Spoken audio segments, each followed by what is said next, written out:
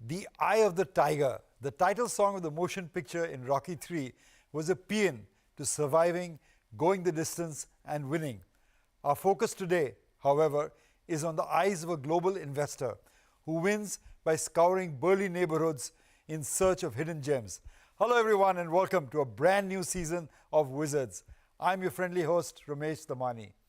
A linguist, a CFA, a globetrotter, a value seeker, it gives me great pleasure to welcome the CEO and Co CIO of Rondure Global Advisors, Laura Geritz. Laura, welcome to our show. Thank you, Mr. Damani. Thank you so much for having me. Thank you for joining us at 6 a.m. in Salt Lake. Thank you so much for being so sporty.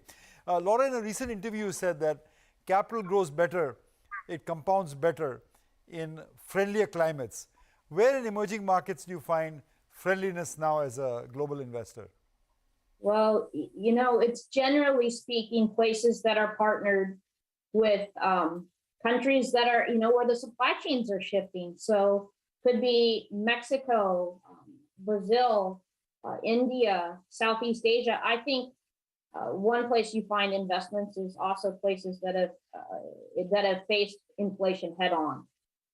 So lots of places actually.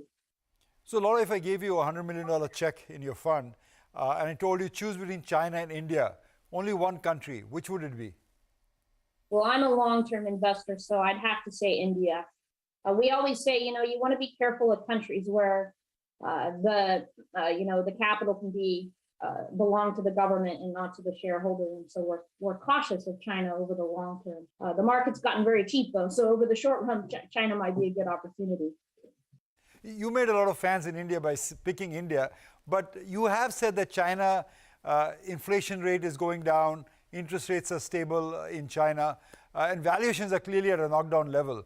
So on a purely fundamental basis, how does India stack over China then? I like the long run potential of India so much better. I mean, if you look at it, just from our process perspective, when you screen bottom up and look at companies, India is just full of such fantastic companies. And, I think if you look at the potential for compounding your capital because of regulation changes, because of just supply chain changes, India offers great potential. What is attractive about China, which we wait for these chances a lot in our investing careers, is that some very high quality companies have gotten inexpensive because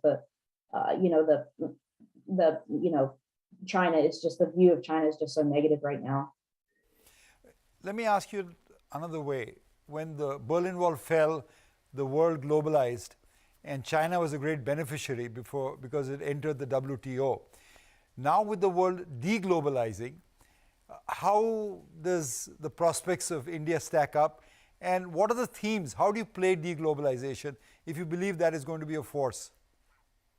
Yeah, it's really simply categorized into a few buckets: reshoring, multi-shoring, onshoring, and friendshoring.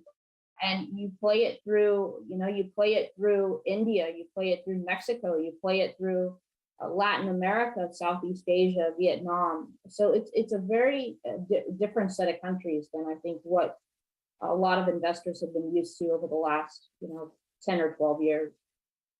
Let me pick your brains on that. You said reshoring, friendshoring, close shoring. So it's basically what we call in India an India plus one, China plus one strategy. We call it NAFTA. As Americans, we call it NAFTA plus Southeast Asia plus India.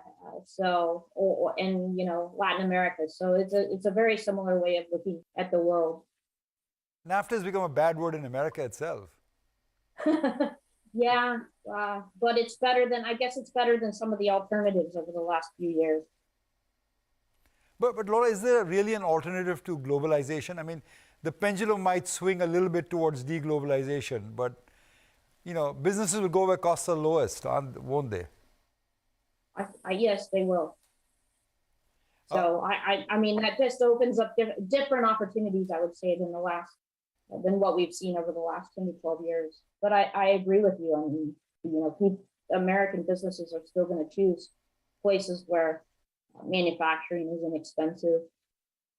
So I just think it's a movement of the supply chain. There's some reshoring, but a lot of it is, multi-shoring and near-shoring. So lessening your risk on one country. Which of course plays to India's strengths because it is a large country with a lot of talented people. You can get 5,000 software engineers, 5,000 chemical engineers in one go. Yes, it's an amazing economy and country. Laura, the world is your oyster. I mean, you can pick stocks anywhere you want in the world. But how do you begin the process of narrowing down the stocks? How do you decide this is my investable list? It's an iterative process for us. I mean, we start with screens. We have our own proprietary screen. We literally, there are 70,000 plus companies in the world. We can literally plug a company into this screen. We can do 1,000 at once. Go through each country or company. It's a 15-year snapshot of the income statement, balance sheet, and cash flow statement of the company. And you can narrow down the world, into a set of 300 to 500 companies pretty easily through the screening process. And then you take the next steps in your analysis, which is discovering whether the business has a moat. For us, our team is 20 plus years of experience, collaboratively, each of us. And so we've seen these companies many times between the team.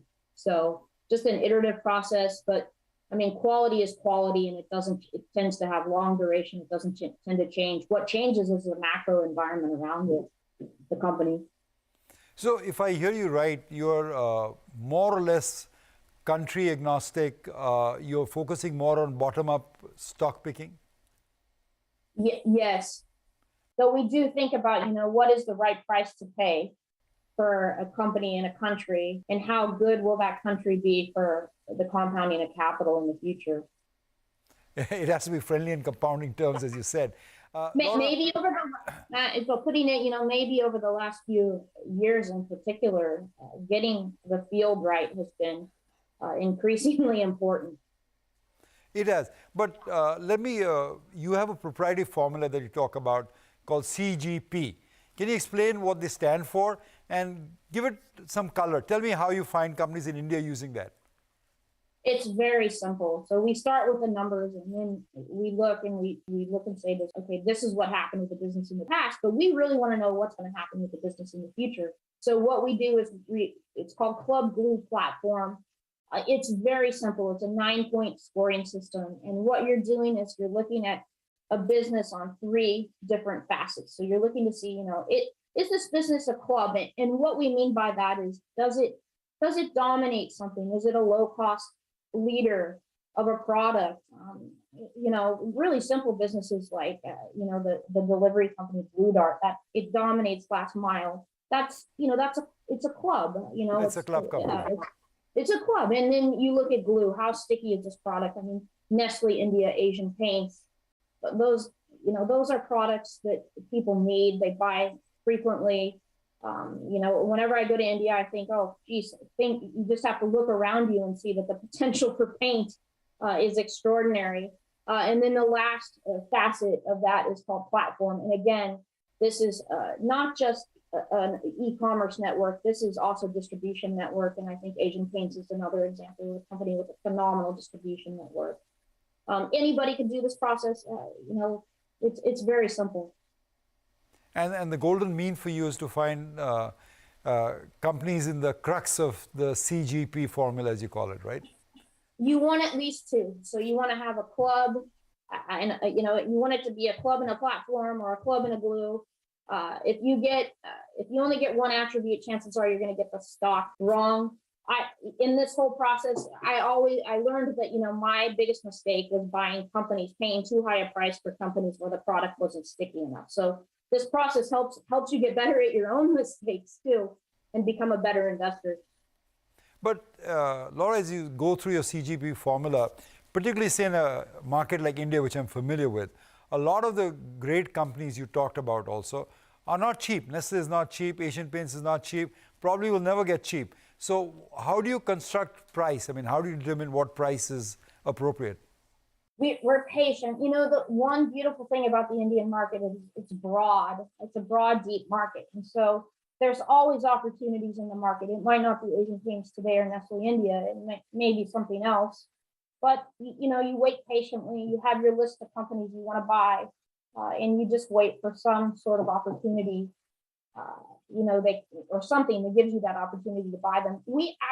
India is one of the rare markets, emerging markets allow you to do this, where you can build what we call umbrella valuations. So we look at, for instance, we look at a business in the US and we say, oh, this is how big it got in the US over time.